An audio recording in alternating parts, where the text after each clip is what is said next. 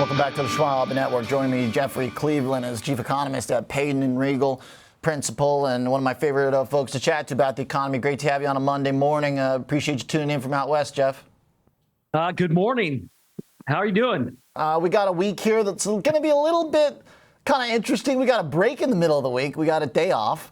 And then last week we had a ton. So, how do we process this, Jeff? We got retail sales, we got some Fed speakers, but does any of that have the potential to override the big rally in bonds from last week?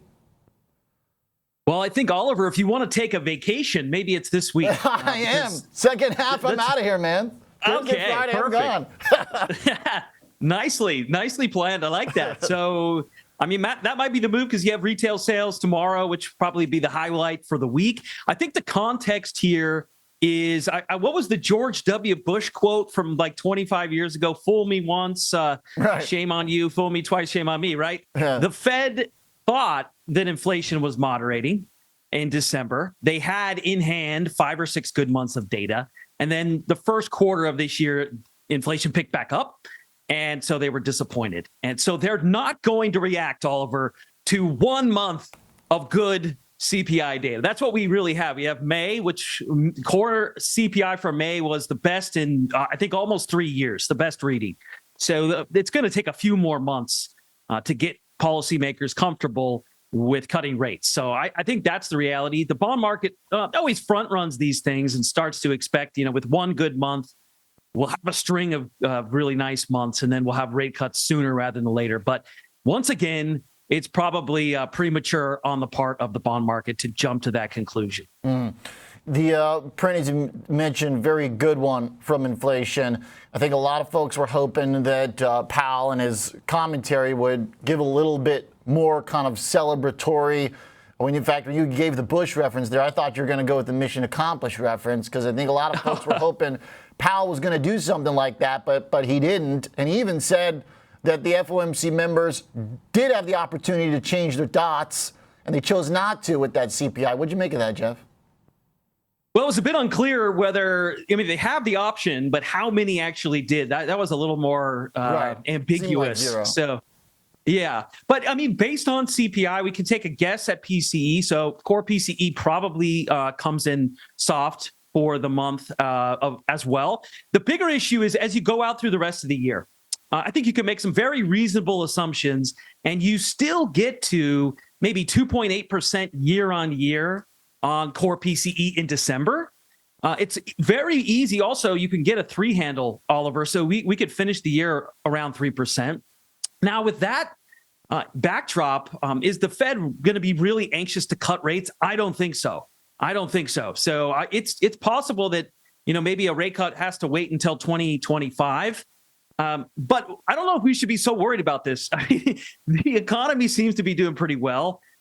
We think, in our view, GDP growth will exceed 2% this year, which is great. That's above trend.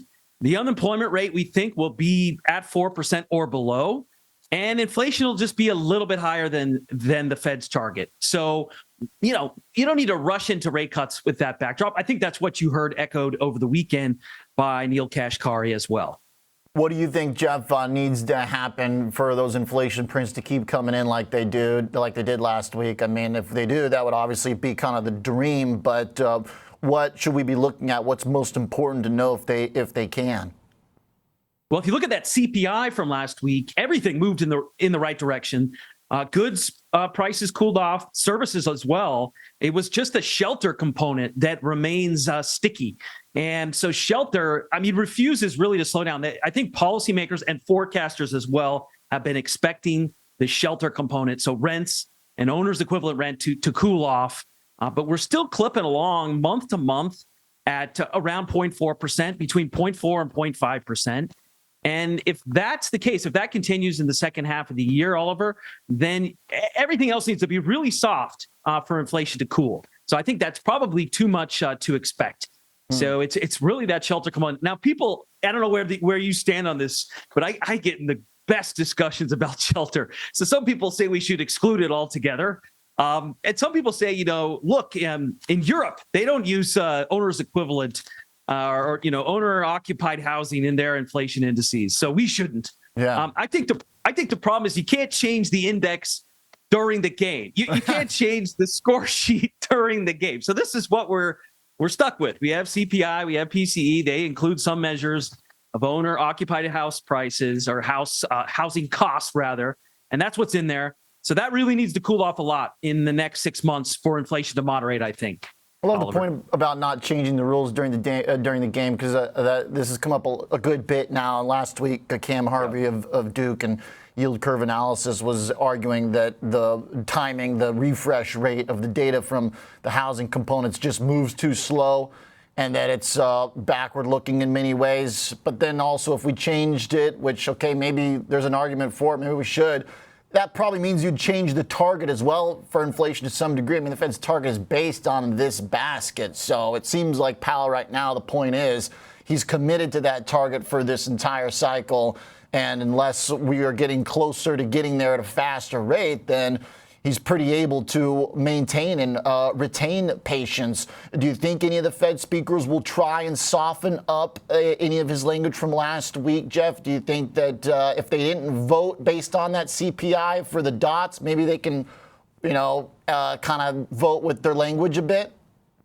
No. I don't think so, because what's their incentive? You have one good month of data in hand. I think they want to see 3 or 4 months. So I think they can stick to the message, which is, this is good. It's good. It's good news. But we're going to need to see more data to be convinced. So that's probably not something that's going to happen in the fall. The other thing I'm thinking, too, it's not just inflation here.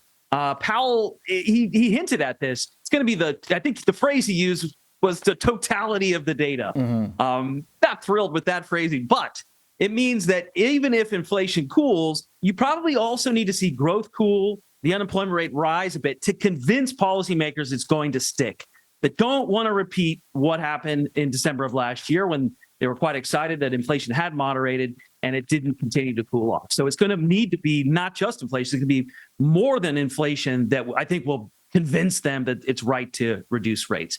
As of now, things still seem to be humming along quite nicely. Jeff, to bring it home and back to markets here, we did get yields cutting down through last month's low on the 10-year. It looks like bonds are really trying to pick up the pace. If the Fed isn't going to hike, but they're not ready to cut, how is that kind of balance then weighing for bonds? Does it look like bond bulls can take back control of the Treasury market at this point?